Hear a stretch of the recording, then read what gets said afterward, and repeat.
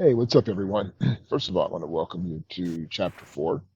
And we're basically about halfway through the class. We've got a few more weeks ahead of us, and I appreciate those of you who have been busting it out, taking care of stuff, and hopefully you're gaining some understanding of the supply chain, not supply chain, of global issues and all the various nuances of global issues.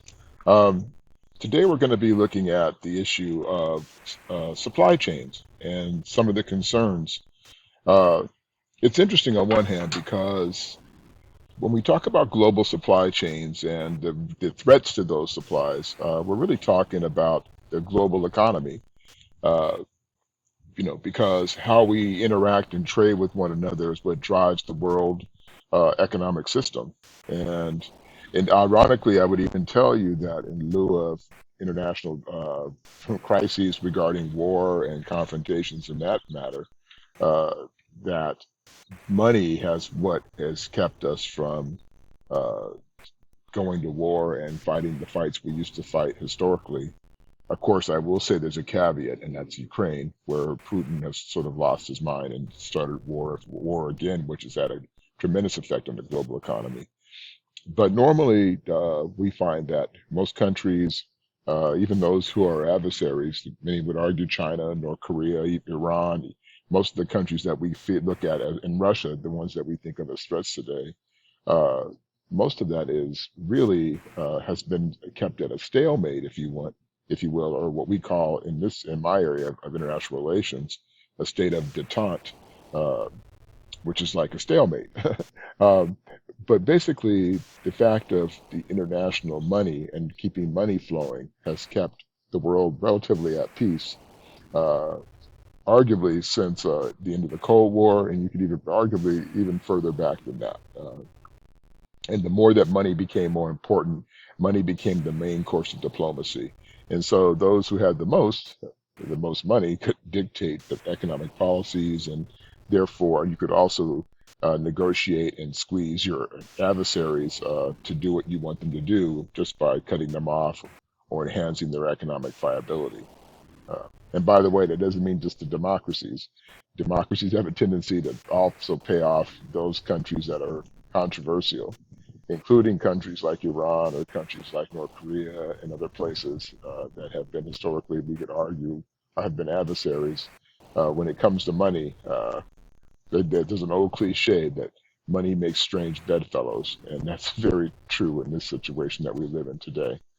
But the struggles within the global supply chain, and we've seen them directly affect us in the last few years with the COVID pandemic and and even today with the lack of supplies. There are a lot of things that we can't get access to, or to get access to them has been tedious and taken much longer. And so we run into this issue of what we call supply and demand. So if you can't get access, or if access is difficult, then the suppliers can raise their prices. So I can tell you, I've been having construction done on my house for almost a year, and it's taking so long because a lot of the supplies that, for wood and other manufacturing things were just not accessible. Uh, and so what should have taken maybe 6 months to do has taken well over a year, and it's still not done, simply because of the fact that the supplies have not been available. And also the repercussions of that is that what I had originally budgeted for my reconstruction projects is almost double. And so that's also a contributing factor. So there are tremendous implications, economic and otherwise, that impact that are impacted by the supply chains crises that we face today. It didn't just start with the pandemic either. The idea of what's been happening with the supply chains has been off and on, and usually it takes a hit when there are crises in some of the major countries that are suppliers. So if there's an economic crisis in China, and that may have a tendency to impact global trade, or if there's crises like in Russia right now, where Russia's dealing with supplying oil and gas to the rest of Europe, other parts of the world, it certainly has an impact on the access to supplies, whether it be oil, gas, or any other resources that are shipped around the world. Um, And so part of this has to do with understanding, part of what we're going to look at in this chapter is understanding what global supply chains are and how they're utilized, and just how all the countries are tied together. And you'll see in the videos that I provided in this chapter, as well as the PowerPoints, just how this all works out. It's important that you watch them because it really will make sense to you in a very sort of clear way, just like in support of this lecture, just how this all works out. So when we talk about things like, so for example, the U.S. has been behind the wheel when it regarding, our economy is not, arguably the number one or two in the world. Us and China certainly are in the top two. Sometimes we change off depending on what's going on at that moment. But I will tell you that a lot of that is dictated by, how we import and export, right? And, we want to make sure we export product that then generates wealth for our country. Of course, China wants the same thing. And when it's out of balance, then we try to do things to compensate. So, for example, former President Trump tried to his plan for building our economy was to put tariffs on the products that we sell to other countries, like China, for example. And simply what that means is, let's say if China was buying buying Ford cars from us, and we were selling them to them for $1,000 a piece. Well, when you put a tariff on top of that, then basically you could say, I'm going to sell you this car for $2,000 instead of $1,000. Uh, and so therefore you impact your economics because they're paying more, and you're hoping they're going to continue to buy at that rate. Uh, we tried this here in the 1980s because they were very concerned that Americans were, especially in the West Coast and more progressive areas like New York and Chicago and Northeast, that are part of our country, were starting to buy Japanese cars much more than American cars. Part of the reason for that was because American cars were still gas guzzlers back then, and the reliability factor of the cars was terrible. And the Japanese, quite frankly, made a better car. They got better gas mileage and more efficient and much lower maintenance costs.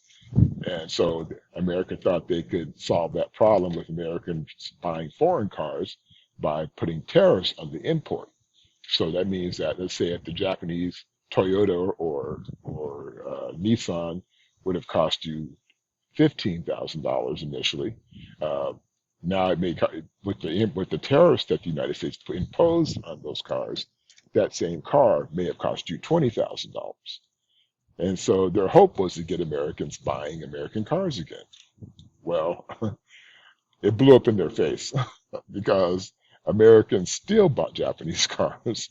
And it's only been in the last probably 10 to 15 years that the American auto industry has started to become more competitive. But Americans decided, especially those in the areas that it really mattered, that high population densities, that they would still buy the cars and pay the extra money because ultimately they wanted more reliable cars, and they figured that the balance in that weighed in their favor. Um, and so this has been kind of a process that's been ongoing since probably arguably since the end of World War II. And when you look at since that point in time, all the technological innovations, all the ability to enhance and shift manufacturing jobs, everywhere in the world, get things done more quickly, transportation much more quick, and the ability to basically outsource almost all aspects of the manufacturing process, so that, for example, like we can basically outsource building a car to Mexico, let's say, and then with that still be able to make a mass profit. So the idea, of course, is to enhance your profit, right? Your profit margins. So if you have low labor costs, you can actually make more profit on the vehicles, and arguably keep your costs down on manufacturing the vehicle, so the consumer pays less for the car. That's the premise. Doesn't mean they don't always try to screw us over and bring the prices up anyway, but that's normally how they try to look at that. Um, and so recognizing that is just simply what you see, particularly in like the auto industry. Uh, if you look at how cars are manufactured, and you'll see, I think, in one of the PowerPoints that I share with you on Canvas in this chapter, that most vehicles are built, even those that are manufactured in the United States, the supply parts come from all over the world. Some make, if you're talking about a Toyota, for example, a lot of them are built here in the United States now, not just in Japan. But some of the parts come from Japan. Some of the parts come from other places in the world.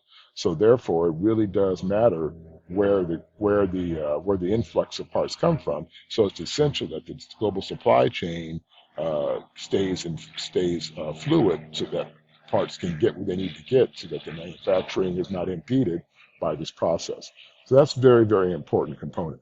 Um, and then also understanding, so what I mean by that is the logistics of making sure that all the parts get where they need to at certain points in times is essential to making sure that this all happens.